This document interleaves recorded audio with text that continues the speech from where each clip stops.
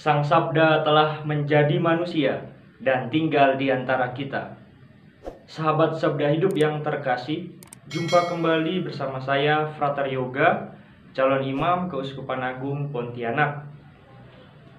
Permenungan kita hari ini diambil dari Injil Lukas, bab 19 ayat 1 sampai dengan 10. Mari kita siapkan hati dan pikiran kita untuk mendengarkan dan merenungkan sabda Tuhan. Marilah kita berdoa. Dalam nama Bapa dan Putra dan Roh Kudus. Amin. Inilah Injil Yesus Kristus menurut Lukas.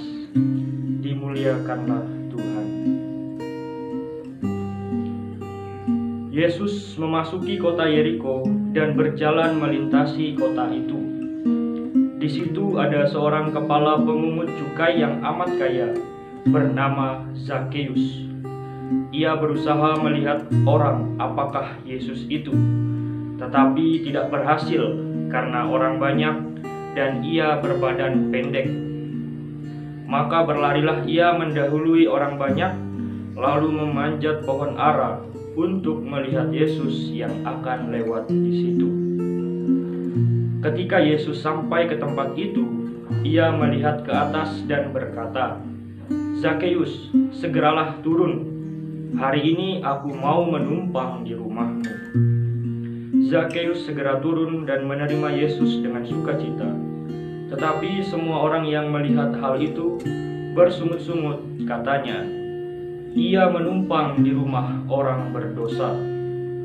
Tetapi Zakeus berdiri dan berkata kepada Tuhan, "Tuhan, separuh dari milikku akan kuberikan kepada orang miskin, dan sekiranya ada sesuatu yang kuperas dari seorang, akan kukembalikan 4 kali lipat."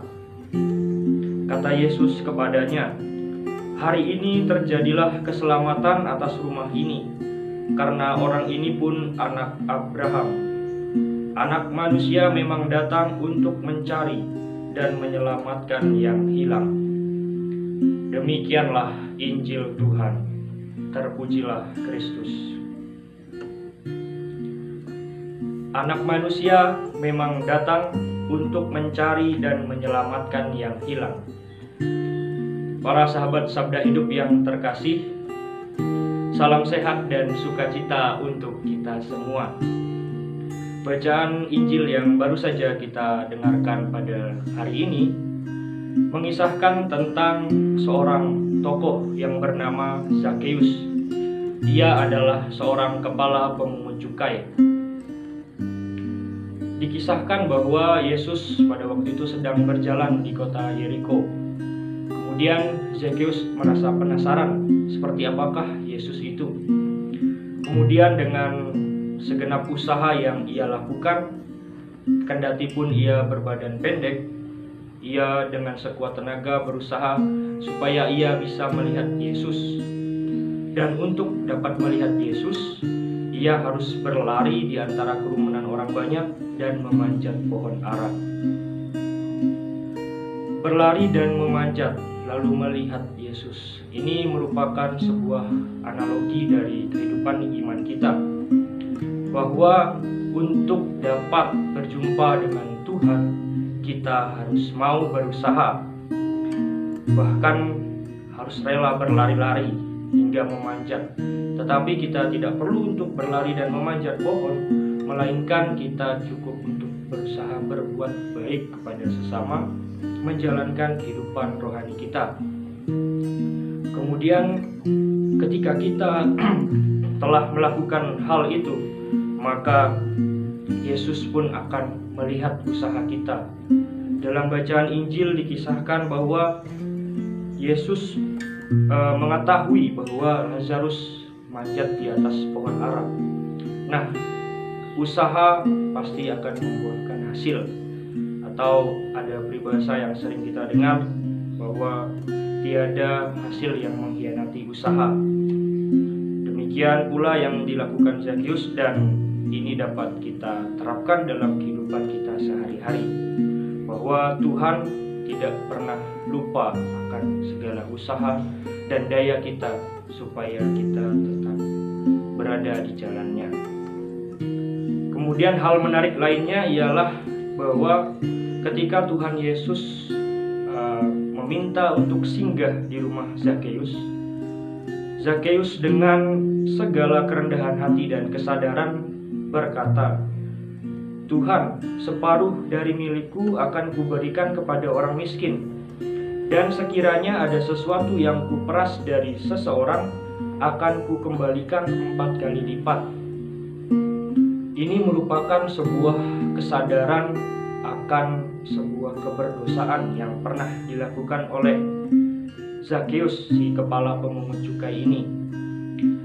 Dengan kesadarannya itu, ia membuat sebuah komitmen untuk bertobat.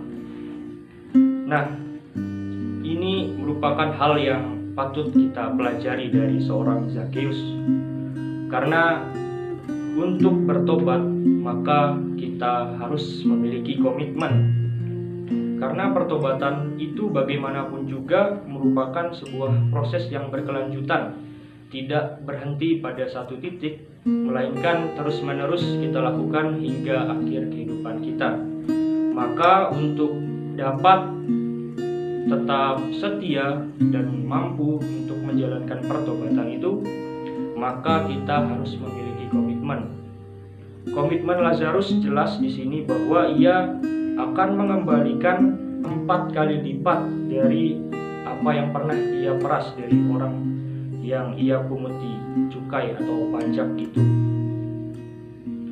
Nah, sekarang pertanyaannya bagi kita ialah, apa komitmen yang telah kita lakukan atau mungkin akan kita rencanakan dalam rangka pertobatan, dan sejauh mana kita telah mampu menghidupi komitmen kita itu, kendati pun banyak tantangan dan masalah yang akan terus menerpa. Bahkan ketika Tuhan Yesus masuk ke dalam rumah Zakheus pun, ia mendapat cemooh dari orang-orang di situ. Kata orang-orang itu kepada Yesus atau kepada sesama, "Ia menumpang di rumah orang berdosa." Artinya pemungut cukai ini dinilai sebagai seorang yang berdosa karena mereka pro pada penjajah. Nah, kendati demikian, sebagai seorang Kristiani, kita tidak boleh gentar akan pendapat-pendapat dari orang luar atau dari faktor-faktor eksternal lingkungan kita tentang apa yang kita lakukan, tentang hal-hal baik yang kita lakukan. Intinya, ketika kita telah memiliki komitmen, maka jalanilah itu dengan sepenuh hati. Dari sini kita bisa belajar juga melalui yang kita peringati hari ini, yaitu Santa Elizabeth dari Hungaria. Ia merupakan anak seorang raja, kemudian ia menikah dengan Raja Louis pada waktu itu di usianya yang ke-14 tahun. Kemudian pada tahun 1227 ia menjadi janda karena suaminya meninggal di suatu peperangan. Ia menjadi janda itu ketika berusia 20 tahun. Kemudian ia kenal dengan seorang pembimbing spiritual yang bernama Konrad dan menempanya dengan hidup yang keras, bahkan dikatakan lebih keras dari seorang biarawati. Sehingga hal ini cukup menguras tenaganya, bahkan ia harus sampai mati raga dan askese serta melakukan amal kasih. Lalu ia pun meninggal pada tanggal 17 November tahun 1231 karena keletihan dan sebuah penyakit. Nah, komitmennya ialah jelas bahwa ia ingin menjadi seorang yang benar-benar mempersembahkan hidupnya kepada Tuhan dengan hidup askese dan berbuat baik kepada sesama, membangun rumah sakit, memberikan makanan kepada orang-orang miskin.